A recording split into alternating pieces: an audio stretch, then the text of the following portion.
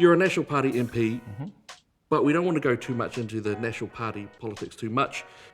What is left or right? We've got the French style, we've got the American style.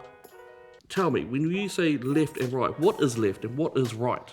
A more left-wing person believes that there's the power of government, that the state can make enormous changes in people's lives.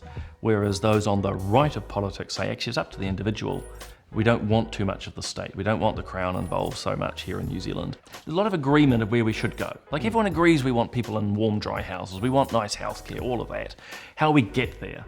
So as someone who's more on the right, who's more conservative, I say, right, let's work with individuals. Let them be empowered. Whereas if you had a left-wing colleague of mine here, they'd be much more, no, we in government can do this, we can do that, we can shape and shift society. Traditionally, you could think of it as a line, left, through centre, to the right. Now it's become more of a horseshoe, I would say. So when your far left and far right are almost the same. They've almost got the same goals. There's sort of been a twist, if you will. Has the left now moved? Has it shifted? But it is changing, and it is moving more to the left. But I want to make it really clear too that those who are the traditional left haven't moved themselves. We've got this new group, let's just call it progressives, okay? Yep, it's got influence right through the political spectrum, but they're almost their own little entity. It's got its own gravity, it's drawing a lot of people in. There's some people on the traditional left who believe in workers' rights, unions, the state trying to do the best for the people. They find themselves isolated from this new progressive left, which has just gone so far off the reservation. So it's a whole new form of politics which is developing, but maybe on this point it's undermining the entire political structure that we have. Undermining the entire political structure. I mean, that's a massive call. It is, but what I'm meaning by that is that split that used to be between the bourgeoisie and the proletariat, the workers and the owners, is now transferred into our culture. So it's the difference between Maori and Pākehā, men and women and trans women, gay and straight, landlord and tenant, old and young, good looking and Powerful, powerful, yes, we can use that, but that's good. But brooding. But it's just constant division. And I don't know about yourself, as you go around New Zealand today, people talk about a more divided nation. And so much of this, I would argue, is down to identity politics. It is inherently divisive. Which tribe are you in? Yep, absolutely.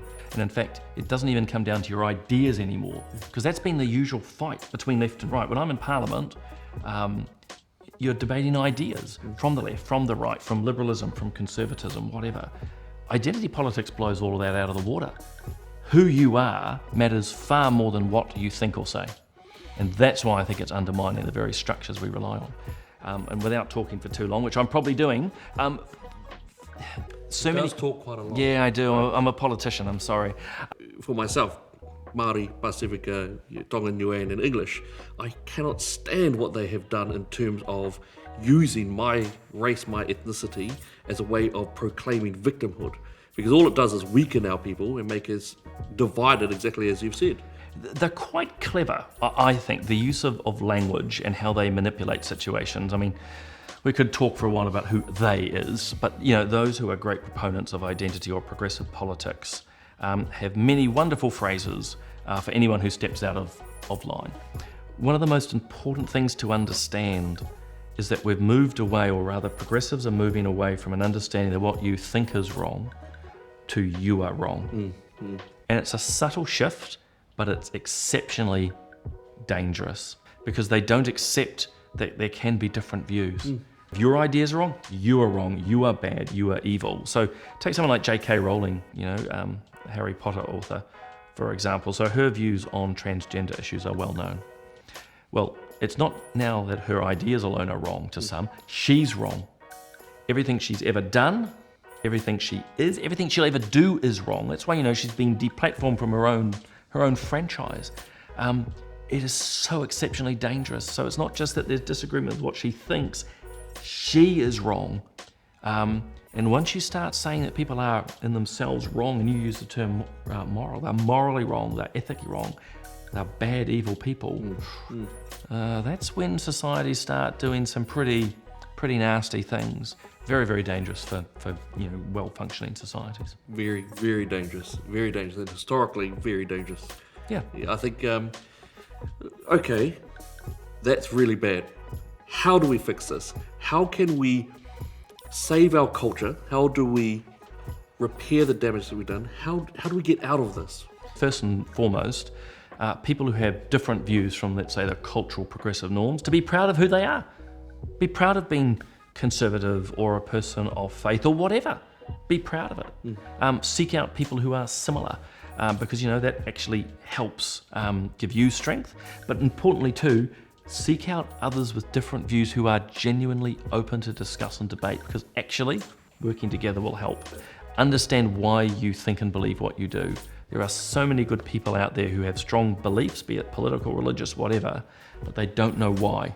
So go about and read, understand why you think the way you do, and then that'll make you even more effective when you're talking with people.